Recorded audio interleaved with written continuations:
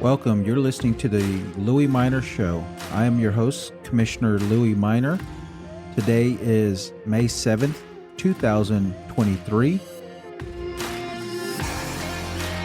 We will be going over this week's agenda and local election results. So let's get started.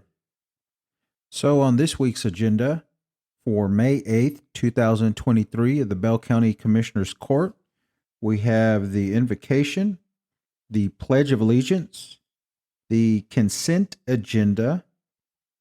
3A, consider approval of the minutes of the May 1st, 2023 meeting of the Commissioners Court, personnel budget amendments, claims, accounts payable, payroll, restitution, jury pay. D, consider ratification of an agreement executed by the county judge with the United States Army Corps of Engineers for law enforcement services at Stillhouse Lake. E, receive settlement from Bill Hall Auctioneer, Inc. of salvage and surplus county property sold at auction on May 22nd at Wildfire Ranch in Salado, Texas, with the proceeds of the county totaling $93,052.56. F, consider authorizing the purchase of one 2024 Chevy 3500 service body pickup under the TIPS Purchasing Cooperative contract number 210907 with Lake Country Chevrolet at a cost of $58,647.50 for the Road and Bridge Department. And G, consider authorizing the county judge to enter into a contract with Precision Task Group, Inc., issuing Purchasing Cooperative Contract DIR 4242 with a collaborative solution using Purchasing Cooperative Contract NCPA number 11-57 for a not to exceed amount of $75,000 in total for Bell County Workday Grant Module. Item 4, that's everything on the consent agenda. Item 4, presentation by Bell County Historical Commission to induct Dr. David Yielding to the Bell County Historical Commission Hall of Fame. 5, consider authorizing the award of RFP 22-23 Bell County Expo Center naming rights to Cadence Bank and authorizing the county judge to enter into an agreement with Cadence Bank for a term of 10 years with a total revenue for the county of $2,865,970. 6, consider approval of mid-year budget adjustments for fiscal year 2023.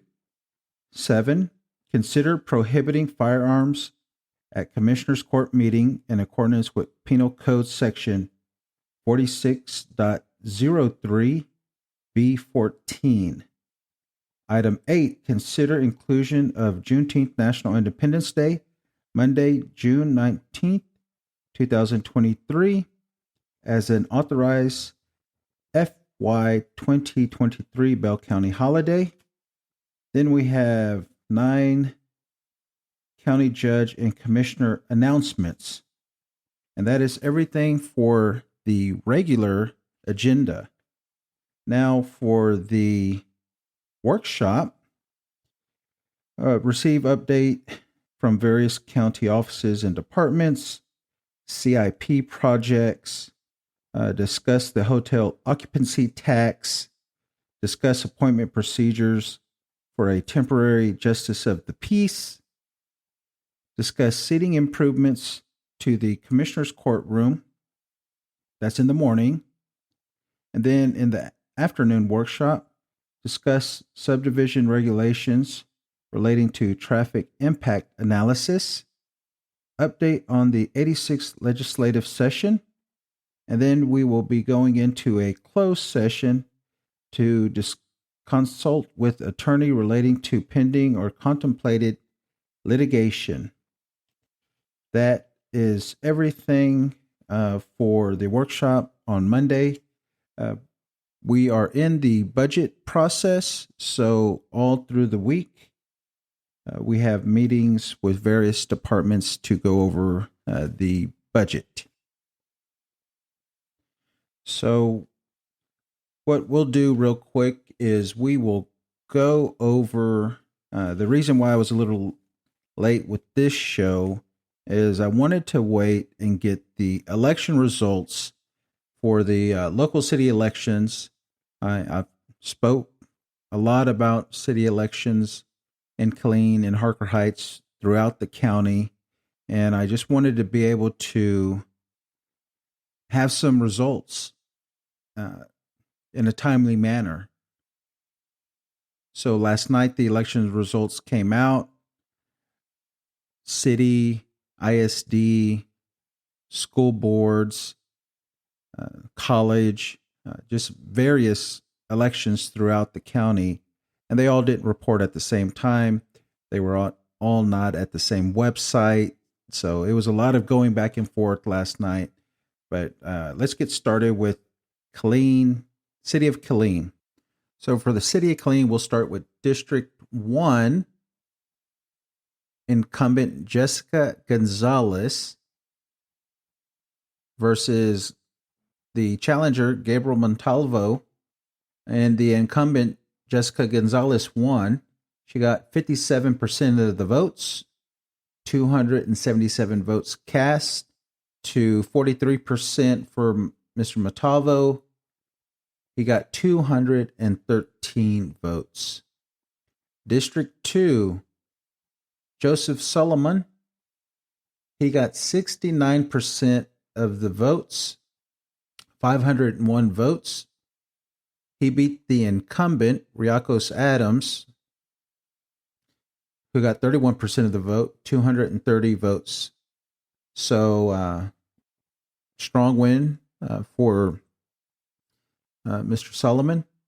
Then for the Killeen ISD School Board. Hold on, there's one missing. Okay, here we go. Killeen. Let me go back to City Killeen. Killeen District 3. We have incumbent Nina Cobb winning 78% of the votes, 422 votes against Patsy Bracey. She got 22% of the votes, 116 votes. Now we could go to Killeen ISD Board of Trustees, place 4. We have the incumbent Marvin Rainwater, got 51% of the vote. That's what you need. 2,101 votes. Against Henry Perry, he got 49% of the votes, 1,998 votes. So that was pretty close there. Now we will go to Harker Heights. We have Harker Heights Mayor election. Michael Bloomquist got 54% of the votes, 1,217 votes. He will be the next mayor. Congratulations to him. David Jones, Reverend Jones, he got 25% of the vote, 560 votes. Then we have Jacqueline Fontaine, 15% of the votes, 331 votes. Vitalius Dubininkis got 4%, 85 votes. And then Marva Solomon got 3%, 78 votes. Now we will go to place 4. Stacy Wilson got 1,091 votes, 48%, almost there. She needed 50% plus 1 to avoid a runoff. Hal Schiffman got 740 votes, 33%, and Shane Hodenick got 19%, 430 votes. And then we have Harker Heights City Council Place 2. Linda Nash got 50% of the vote, 1,116. Mike Aycock got 968 votes, and Adonis Frias got 7%, 166. I do not know if Linda Nash will be avoiding a runoff or not. We will have to see. And then look at this. Prop A. No, yes. So we needed the no's to win. And according to the website, no votes got 1,135. Yes votes 1,134. And if that holds up, that just goes to show that every vote counts, because what that does is that lets people know that still the majority wants Prop A, decriminalization of marijuana, law of the land in Harker Heights. Then finally, one of the last races that I was looking at was the Temple City Council race for District 2. Incumbent Judy Morales, longtime incumbent there, losing to Zoe Grant, Miss Zoe Grant. She was the president of the Temple NAACP, and now she'll be the next city council member for District 2. Also, there was another in District 3, incumbent Susan Long kept her seat, fending off a challenge from Steve Patterson. So I look forward to working with all the new elected officials and the incumbents that secured their seats. So I believe in Harker Heights, there'll probably be some challenges to Prop A. We'll have a runoff for District or Place 2 and 4 with Stacey Wilson and Linda Nash. So we'll do everything we can to help them out and reelect Linda Nash and get Stacey Wilson on the ballot in office, representing the people. Another race that we were watching was Central Texas College Board of Trustees. Former city councilman Ernest Wilkerson ran for that seat and won that seat overwhelmingly. So statewide, we have a couple of things going on making national news. We had a shooting in Allen Outlet Mall, that's North Texas. Gunman killed 8 people there with the AR-15 style rifle. Then this morning, we had a driver ran into and killed 7 people standing outside of a migrant shelter in Brownsville, Texas. So those are some of the things that are happening statewide and locally. What we have coming up this week, Fort Hood will be officially redesignated Fort Cavazos on Tuesday at 09. I will be attending that. I look forward to attending that. That is going to be part of our history. It's going to be historic, and I look forward to participating in that event on Tuesday. Two other things that I was following for this election was they called it the Criminal Justice Reform Charter down in San Antonio. Ground Game Texas spearheaded that. There were a lot of things involved there, decriminalizing abortion, decriminalizing marijuana, they ending no-knock warrants, I think a couple of other things. It seemed like a lot to ask the voter for one proposition, but that's was the case.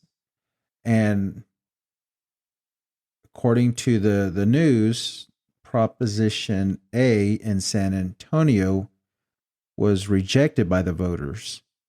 So, yeah, maybe it was just a lot of measures for one ballot. If a person agreed with some of it or one thing and not something else, it appeared that they probably voted against the whole thing there in San Antonio. Then another, they called it a climate charter initiative. Ground Game put that one on as well. The city of El Paso, Sun City.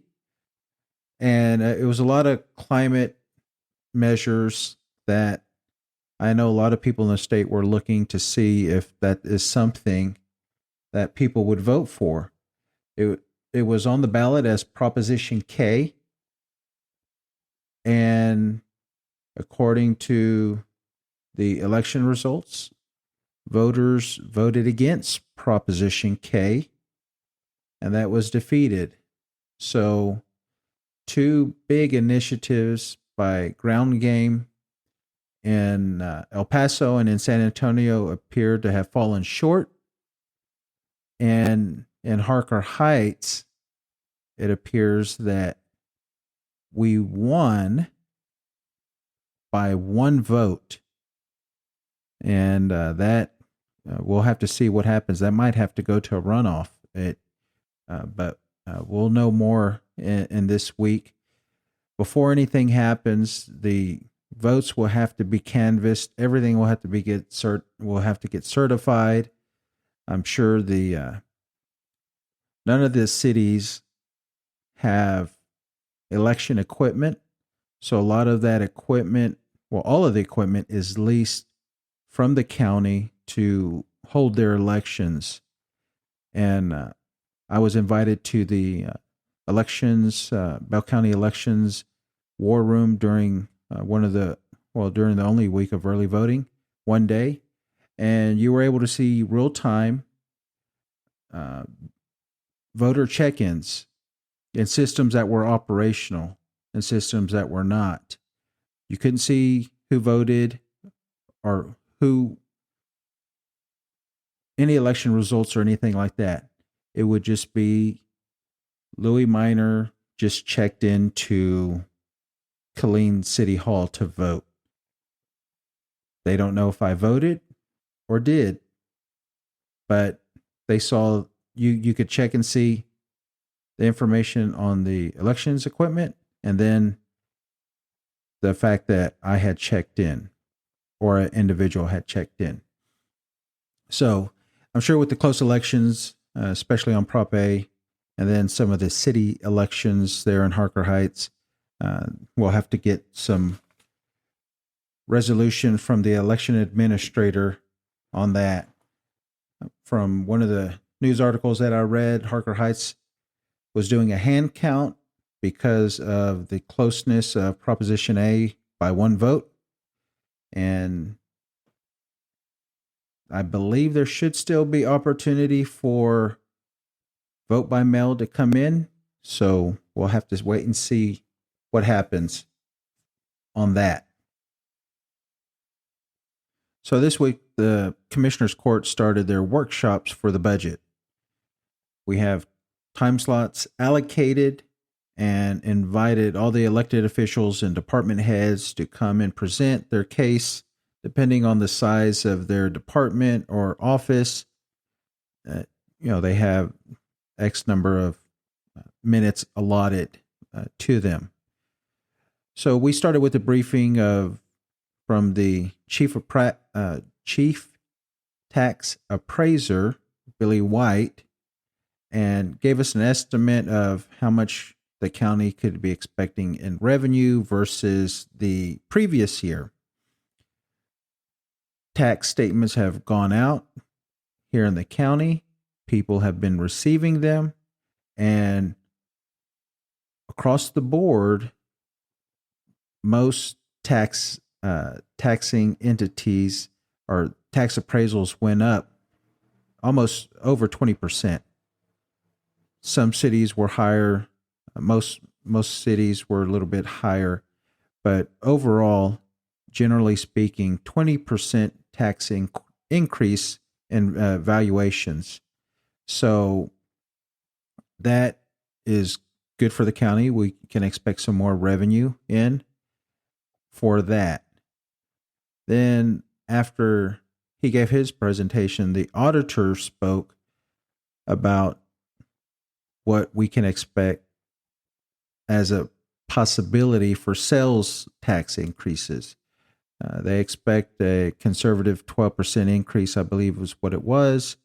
And that is going to be our pool of money that we can fund government. So there are a lot of things that we're going to have to fund.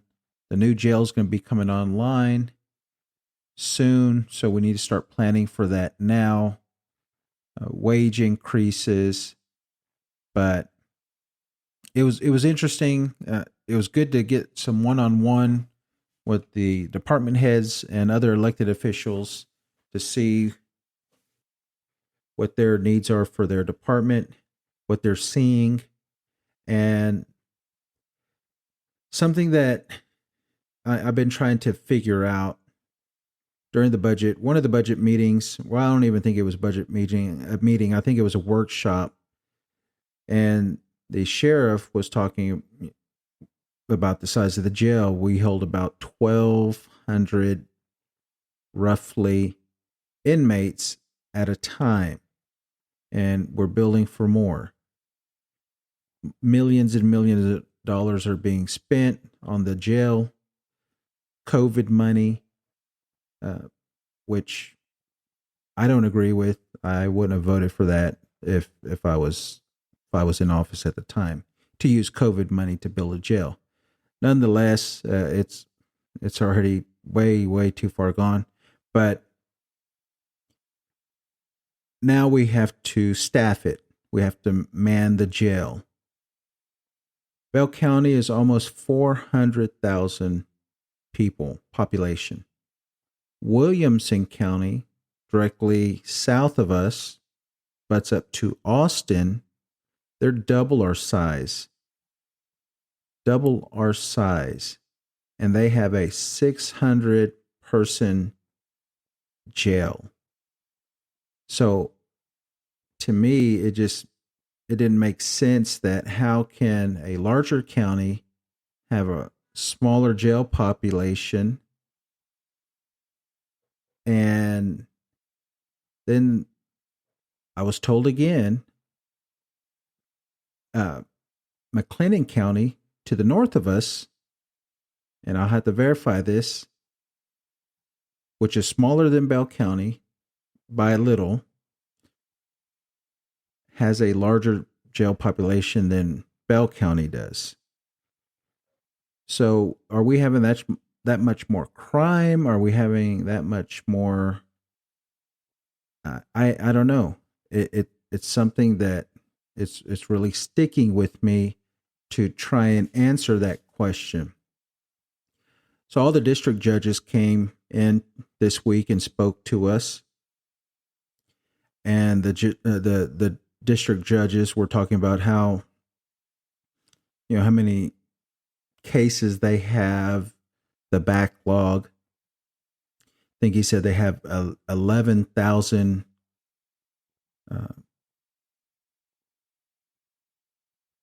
family divorces. They have 4,000 criminal and 4,000 civil cases pending for district court. And automatically I went back to the jail. So there's 4,000 criminal cases pending. These are felony level cases. Obviously, we don't have 4,000 people in jail. We only have about 1,200 in jail. So my question to the judges was, what are we doing with them? Are they out? They're out on bond, the ankle monitors, house arrest, because a majority of them are out awaiting trial. So I'm just wondering, the ones that are in jail, are they the worst of the worst, the murderers, the rapists, I really, really want to get a good handle on the jail population and try and see what we can do to help alleviate how much money we're spending on inmates. Because the reason why we're building the jail is because we have a lot of inmates that are residing outside the county and other county jails. And from my understanding, we are paying $500,000 a month to house inmates outside of Bell County. So we need to get that number down. But part of getting that number down is obviously speeding up how long it takes to get through the judicial system, clearing these cases, getting these people either on probation or sending them to state prison, TDCJ, to serve their punishment. So I got a lot of studying to do for that, but I think it's something that's going to bear out, that we can see what is going on, what kind of cases are these people being held for, and I think overall it'll save money once we're able to kind of get a more holistic view on things. It'll save the county money. It'll make the county safer, and that should be a win-win. But it's definitely going to take a lot of research, but that's something that I'm definitely interested in looking into. Also, Killeen selected their new police chief. There was a five people that put in for the position. I met all five of them, and the one that they picked was the police chief for Houston ISD. Now, the interesting thing about Houston ISD is that Houston ISD is about to get put over into conservatorship, and the state will be running Houston ISD. They got rid of all of the elected school board members because the state said that they had a history of having failing schools, so they went in there to take it over. So we have Chief Lopez, the first Hispanic chief of police for the city of Killeen. Great selection. I look forward to working with him. Coincidentally, I just thought about this, but we're getting Fort Hood renamed Fort Cavazos. So I guess that's a good mix to have those two at the same time. So we will see what happens there. And so I think moving forward, what I want to start doing, since especially we're in the budget season, we just kicked it off this week. I want to really start going into depth. So this is my first budget cycle that I'm going to be going through. So I want to take you along the journey with me. As I'm learning, you'll be learning as well. So introduce the departments, introduce the elected officials, what they're asking for, their budget last year versus their budget that they got going on this year. all this stuff is public. It's these workshops are meetings, they're sessions, they're publicly available online. You can watch them live, but if you want the actual video, then you would have to do an open records request. I'm looking to change that because I don't think that should be the case. So we'll go from there. So yeah, next week I will do a good in-depth budget for all the departments that have already came before the Commissioner's Court, and you will get to know your county government a whole lot better, because I'm assuming a lot of people don't know this. They don't know who the elected officials are. Well, they probably know at least you could find them online and find their name and who is in charge of what. You could generally find their budget and go from there. So that'll be my plan. We have like a month and a half of budgets to go through every day, half a day every day, and you will come along with me as I learn. So now that city elections are done with, probably after this legislative session, I'm sure we'll have some constitutional amendments that we'll probably have to vote on. So that'll be this November. Filing period for the November ballot, the general election for 2024 will be at the end of this year. So, we already start looking towards the presidential years. Who will be on the ballot? Ted Cruz, the junior senator from Texas, will be on the ballot.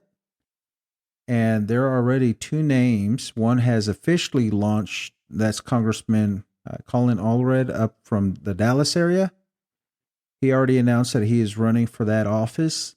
And then we have State Senator Roland Gutierrez that is likely to run as well. So that'll be two. I believe Colin Allred is pretty high profile, former NFL football player, beat an incumbent, turned a red district blue up in the Dallas area. So I believe he already raised a couple $1 million just from announcing his intent to run against Senator Ted Cruz. Then Senator Gutierrez, he was definitely in the limelight because he represents Uvalde, and he's been very passionate about gun reform. And so it'll be interesting to see that shape up as we get closer into the end of the year, where people have to start filing to run for office. So we'll definitely talk about who's up for re-election, at least on the county level, November of 2024, but they'll have to file at the end of this year. So I anticipate, primary challengers on the Republican side.